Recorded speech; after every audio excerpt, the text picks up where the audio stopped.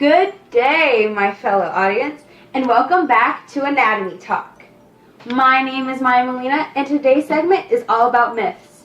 Greek myths? Music myths? No. Medical myths. I know what you're thinking. Medical myths?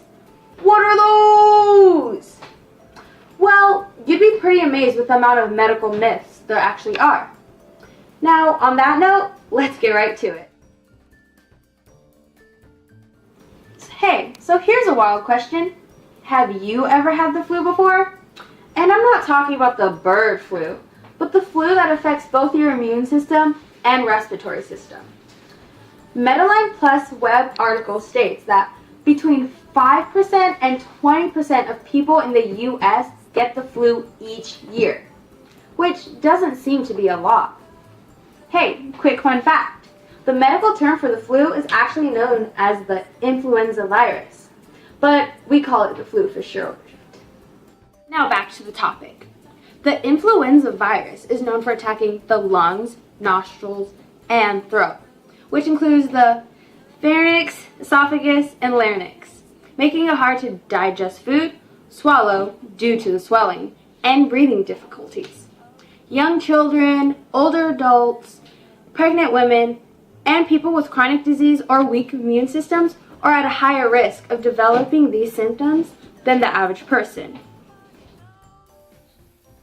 Typical symptoms are fever, chills, muscle aches, cough, congestion, runny nose, headaches, and fatigue.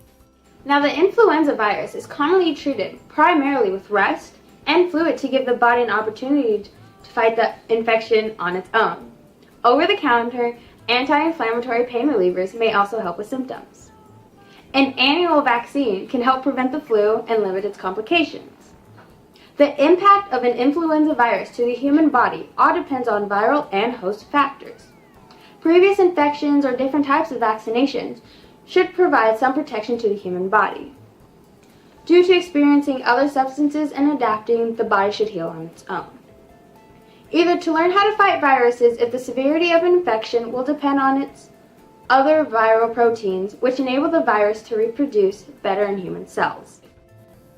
Hey, did you know in 1938, Jonas Stack and Thomas Francis developed the first vaccine against flu viruses? This first flu vaccine was used to protect the U.S. military forces against the flu during World War II. So y'all get what the flu is. So back to our actual topic. The grand medical myth, which is vaccines can cause the flu. Some might say true, some might say false. But who really knows the truth? Well, we're about to find out. Doing further research, I came along a case study that actually involves the famous Piers Morgan. So, I was watching a video document of Dr. Oz. Now, in this video, Dr. Oz states that there is no possible way someone could get the flu after receiving the flu vaccine.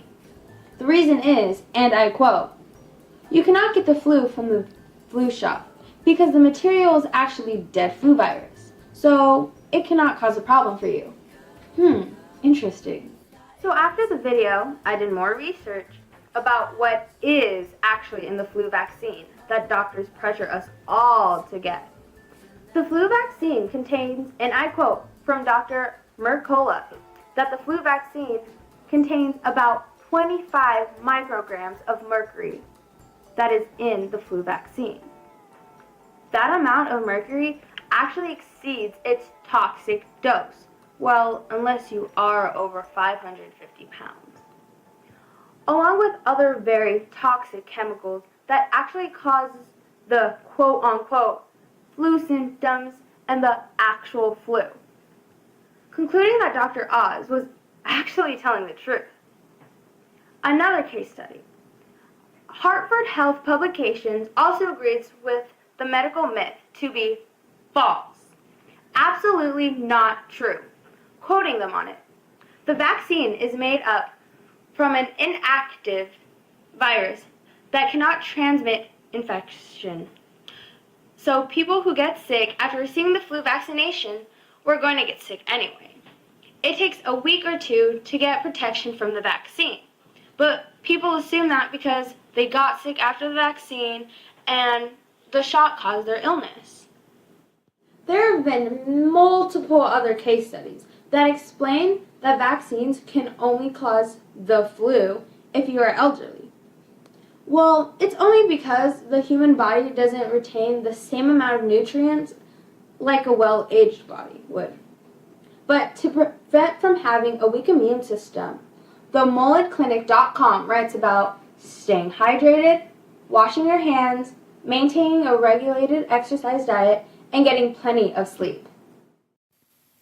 Hey, one more fun fact. Did you know that the average amount of sleep is 7 to 9 hours? So, after doing research and hearing about the symptoms and what is contained in the actual vaccine, I came to a conclusion that this medical myth is completely false. And the flu vaccination could either be beneficial to you or not, but that's a personal choice.